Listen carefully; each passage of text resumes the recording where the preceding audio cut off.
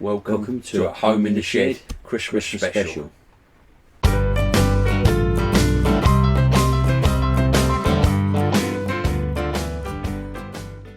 Yeah, so we got two albums here by Tina Charles. That's it. And hopefully she'll be watching this episode when it airs. Yeah, that'd be good. It'd be nice if she is, like, you know, because I've got this one, which is I think this is the first album. I think You might have to put it right in the middle. I think it's the first one. I think, yeah. And then this one came out after. But yeah, so basically, she comes from Whitechapel originally. Oh, does she? Oh, I didn't know that. Yeah, she comes from Whitechapel. I used to think that she came from Chigwell.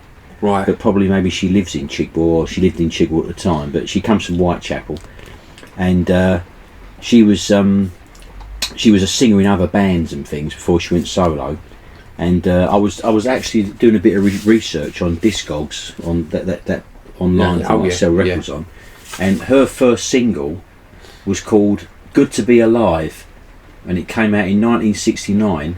And it's currently listed on there at £84. Oh, so it's quite rare. Yeah, so it's a rare single. Nice one. So yeah, that's something to know, isn't it? It's like one of her very first singles. But she sort of like was popular in the sort of mid to late 70s. And the first band she was in, hang on, I wrote it down here. They were called 5,000 Volts. Oh, okay. And that's what she was in them, and then when she went solo with these albums, and there's a few more that came out as well, and she was the guy that produced her records was a guy called Bidoo, and he also had done his own stuff on these called like the Bidoo Orchestra, and he was the guy that was like the producer. I think he might have even produced this one actually. Yeah, she was good. But yeah. I mean, I can remember as a kid growing up, seeing her on TV, you know. About 1975, 76 when I was about 10. Yeah. And I thought I liked her. You know, I thought she was nice. Bit of a crush. Yeah. But another interesting fact is that I'm sure that my mum and dad went to a place in Ilford once called the Room at the Top. It was like a club in Ilford, and it was right on top of this department store called Harrison Gibson's. And in later years it became just like a disco, but in the mid 70s it was like a cabaret place.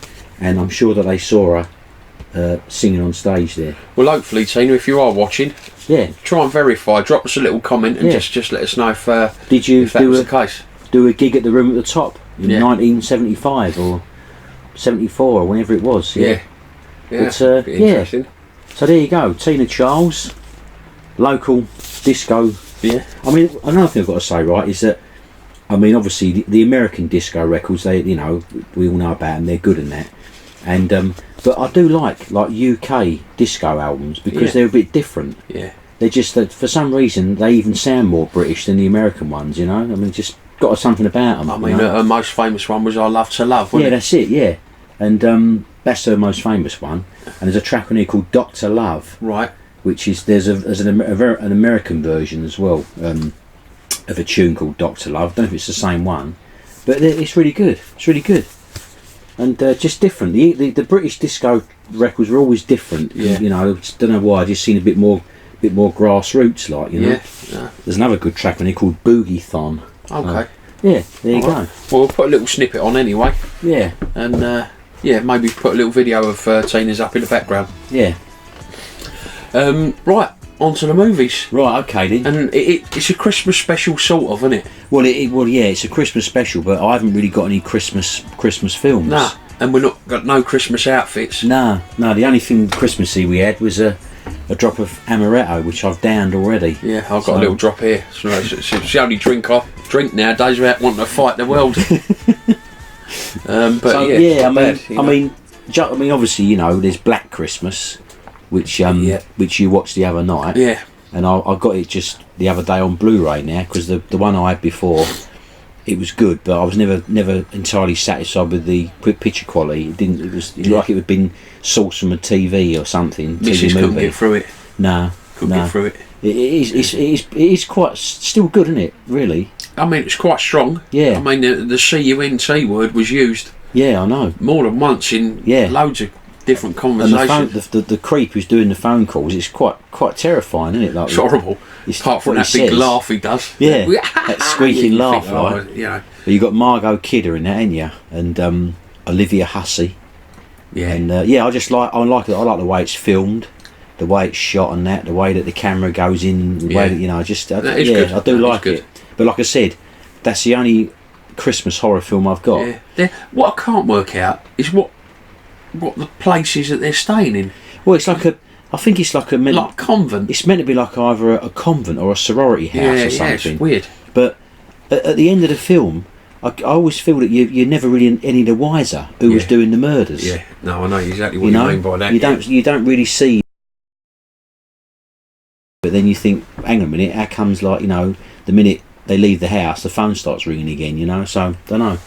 So we haven't got any Christmas horror movies, we've got other stuff. Yeah. So, well, maybe I'll put a Christmas theme in the background or something. Yeah, could do, yeah, some holly or something floating about or something like that. Don't get the old mistletoe out, mate, we're laughing. Well, I got this the other day, right? This is only one of the latest ones I got. And it's called Twice the Fun. It's got 2 movies on it. It's one of these things that came out a few years ago where you'd get like 2 horror films for the price of one. And as it happens, they're both good films, So the first one is called Cat Chaser, and it's directed by our mate Abel Ferrara, who made Driller Killer and King of New York and all those classic cult movies. And it stars Kelly McGillis. From Kelly McGillis from Top Gun. Top Gun, yeah. And Peter Weller, the guy from RoboCop. RoboCop, yeah. And I remember watching this once on TV, or I think I had it on video once, and it was quite good. It was more of a thriller, really. A bit like Scarface in places. It's all set in Florida and that. Nice. But it was pretty good. So that's Cat Chaser. The other one on here is a bonus because it's called The Fun House, and it's a Tobe Hooper film. The guy who made Tobe Hooper, yeah. Texas Chainsaw Massacre. Yeah. And because normally with these double feature things you normally get like a film like from about 1980 something, and then they'll stick something on there from the 90s, but these are both like a couple of 80s classics, And The Fun House is about 4 teenagers, as usual, yeah. that wander into the carnival that's in town. Wander, don't know what they're doing. Turns out there's a lunatic in there, like wearing a Frankenstein mask or something. Oh dear God, that actually really is a lunatic. Yeah. But I mean, it says on the back, bonus feature film, The Fun House. So I was quite happy to get that, Yeah, nice little find. Yeah, and if I remember correctly, Cat Chaser, Kelly McGillis is nice in that. Yeah. Wasn't she in? I'm trying to think what else she was in. She was in that thing called The Accused. That's right. With Jodie Foster. Jodie Foster, yeah, that's right. She was in that, wasn't she? Good film, that. Yeah. Okay, next one.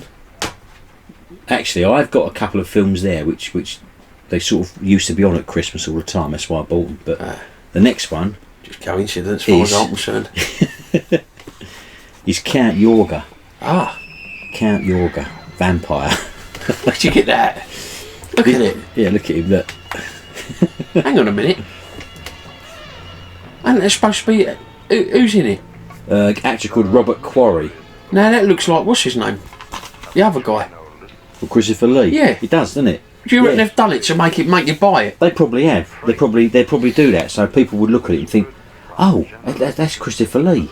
I never knew he made a vampire film called Count Yorga," and they buy it, not knowing that it's a totally different guy. Most of these films you get, you've been diddled with, haven't you, really? Yeah. I mean, I don't know what this is. I've just opened it and there's like some sort of card fell out with suture on it. What's that? Oh. Yeah. It's that bloodbath there. Bloodbath. Your mates. Oh, yeah. Yeah, look at this, look. That thing there. Really nice at Christmas, is it? No, not really, no. Eh? No.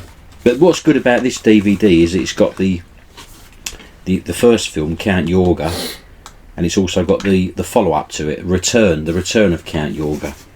So you get 2 for the price of 1 on there. Oh, well, I mean, you always like to know what happened to him, wouldn't you? Yeah, well, I mean, they weren't bad films. I mean, I did watch them like on TV years ago, and I think that's why when I see it when it came out, I thought, yeah, I'll get that because I've got a suspicion I'm going to struggle with some of these. Quite enjoyed getting some of this footage. But I mean, that actor, his name was Robert Quarry, and he was in He was a good actor actually. He was in another cult thing called Death Master, and he was in another one called Sugar Hill, and he was also in a few famous kind. He was in a few like mainstream movies, but he made his name from being a cult actor really. Oh, pretty good. Yeah. Yorga. Count Yorga, yeah. And it's on that Arrow again, that Arrow Films, you know, which is pretty put out some good stuff. Right, the next. 'Cause I don't remember what's his name, Christopher Lee. No, well, having a double chin. No. I mean, they've definitely done that so that it looks like. I think they've done it so it looks like Christopher Lee. So people will go in a shop and see it and think, oh yeah, you know, that's one I ain't seen, you know. Yeah. So, but no, I can assure you, it's a 1970s knockoff US thing, like, you know, and. I mean, from what I can remember, the colours in it are quite gaudy, like, you know, really bright, and that the blood just flows, you know. Or yogi. Yeah, that's it. Yeah, yogi. Yeah. Yeah, the other one I've got here, I just picked this up just quickly, you know, just because I said was a bit pushed for stuff tonight because we're trying to think of Christmas things, but this used to be on. But we do have a special coming up that was suggested by James. Yeah, and Graham, I should say. Yeah, and that includes a Christmas film, doesn't it? So. But these were two films that was always on at Christmas when I was growing up. This is called The Lost Weekend with Ray Milland, and he always looks like James Stewart to me. Yeah, he was English, wasn't he? Yeah, that's right. He was English, and this is basically a film where he's an alcoholic in it, and she's getting ready to go. They're getting ready to go away for the weekend, and he doesn't want to go away because he wants to drink, and her and he's her fiance and her brother. They go away and leave him there, and he says he's going to follow him down to the mountains or whatever, but he ends up getting plastered, like, you know. But it's a good film about alcoholism at Christmas. Yeah, right. That's it. Fly the flag, girl. Why not, eh? So don't drink too much at Christmas because you could end up like Ray Milland. Yeah, but please don't accept this video as a safety or public information film. But it's a good film, and it's directed by a guy called Billy Wilder, and he made loads of classics. He made one called Sunset Boulevard. He done there's just too many to mention, loads, you know. But it's a good film. Yeah. So just want to chuck that in. It reminded me of the front cover of Rear Window. Yeah, well, that's right. I mean, it's very similar sort of the way it's filmed in there. Love Rear Window. And I did watch the other night. I did watch Hitchcock's Vertigo. Oh, it's a good film. I watched that again because I hadn't seen it for years. What? He's in it as well, isn't he? Yeah, as usual. What does he do in it? He's a he just passed in the background. Yeah, you see him walk past. There's a bit when James Stewart and this cop, they're chasing this villain across the rooftops, and I think as they're running in the building to chase this guy, old Hitch walks past, like, you know, you see him like wander past, you know. But yeah, that's good. But I mean, I got 3 Hitchcock films, which were my dad's ones actually. Vertigo, Strangers on a Train, and Shadow of a Doubt, which is good as well. Okay. Yeah. What's the film where they're all on a train and they've all got different stories? You lent it to me once. Yeah, is it? The blokes keep going up to people. He's going like that in their face. Is it a horror film? Sort of, yeah. Yeah. That was brilliant. That was. Yeah, because there is one, isn't there, where Peter Cushing is on a train in a carriage, and you got Roy Castle, Donald Sutherland, and they're all telling a story about what's going to happen to him, and he's telling them what's going to happen. What's name's in that, by the way? Funny enough, he just died this week. Kenny Lynch, the actor. Yeah, I see Kenny it. Lynch. Yeah, I sent it to my mum to say he died. Shame. Yeah. He was good. He was. He was good. Yeah. One of my dad's favourites, Kenny Lynch. Yeah, I mean, he was quite funny in the things he was in, wasn't he? Yeah. And he made a couple of records, and his sister's name was Maxine Daniels, and she was a jazz singer. And I remember my old man telling me about her. He used to go, and when he used to go to jazz clubs in the 50s, she used to sing on stage. Oh, did she? Yeah, Maxine Daniels, and she came from Romford as well. Oh, that's what it says on Discogs, on Romford. But yeah.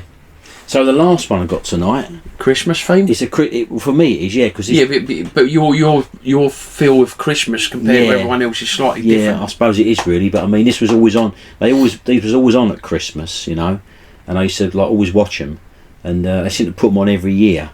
But anyway, I bought it anyway. It's the Marx Brothers. Oh well. And A Night in Casablanca. Oh, brilliant. I still find them funny. Yeah. I mean, this is hilarious, this one. I would say out of all their films, this is the funniest one for me anyway.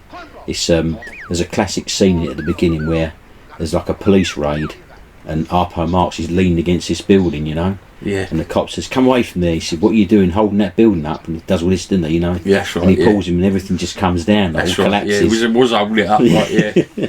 Brilliant. But the actor in this as well, Arpo Marx plays like a manservant in it to this German. He's a Nazi on the run, you know, and he wears this wig, and that's the only thing that distinguishes him. Like once the wig goes, he's got a scar on his head, so that they know who he is. Yeah.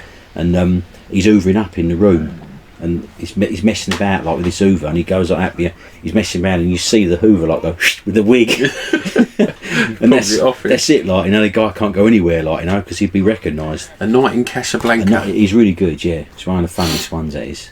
Mm. Yeah. Excellent stuff. That is.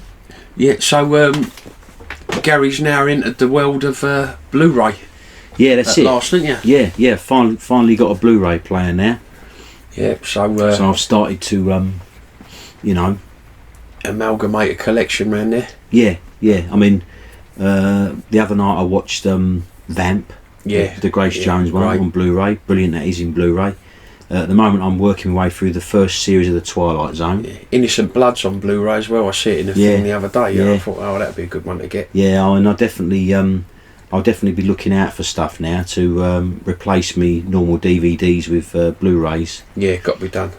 Because obviously you just can't beat the picture quality of it, can you? Really? Not really. You know? Nah. And even the you know, the DVDs the recent ones are still going to be better on Blu-ray. And you get some good extras with them Blu-rays yeah, as well. Yeah, you do. Yeah, I mean that Twilight Zone series has got like so much stuff on it. Yeah. I mean, I could sit and watch one episode for whereas they're only about half hour normally, you could sit and watch it for about an hour and 10 minutes, whatever, with all the extras that's on there, you know. Yeah, no, absolutely. But I've just been working my way through them, and they've been good.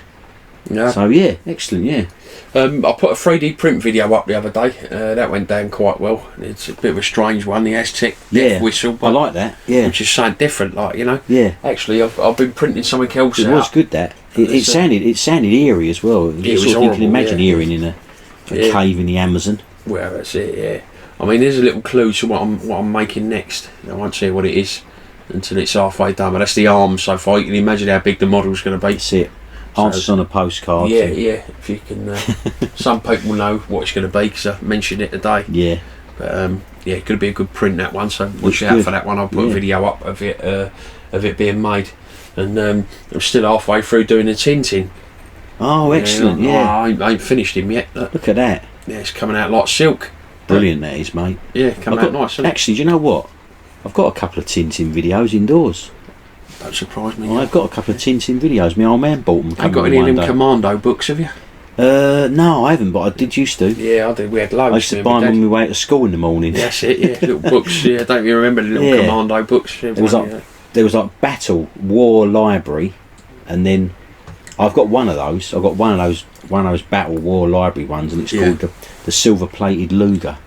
It's about this. The story is about this this ruthless SS officer, and he makes this guy make him a gun with like silver plated on the front, you know, and then the gun changes hands all through the book, you know, to different.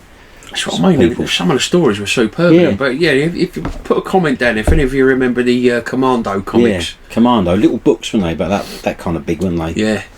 Yeah, good stuff. For all you horror fans out there used to be a comic out. I think we might have mentioned it before, called Scream.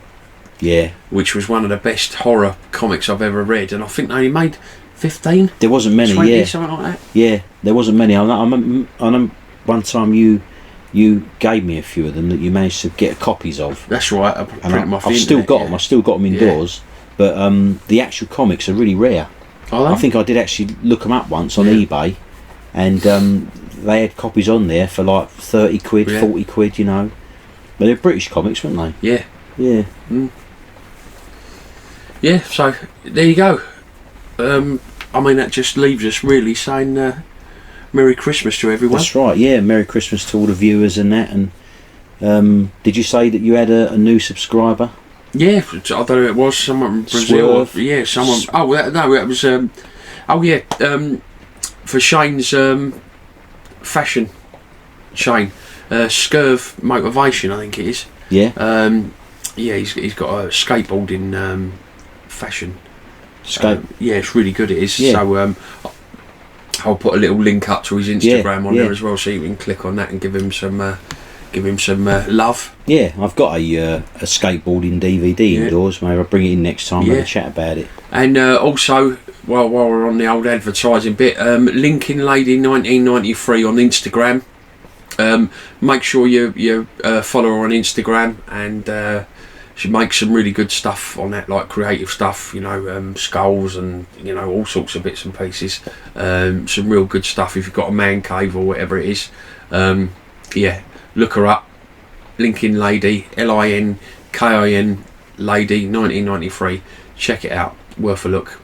Anyway, with that said, have a lovely Christmas, and Happy New Year, and thanks for joining us throughout the year. It means a lot to us, and we'll set some new episodes up next year. Yeah, definitely.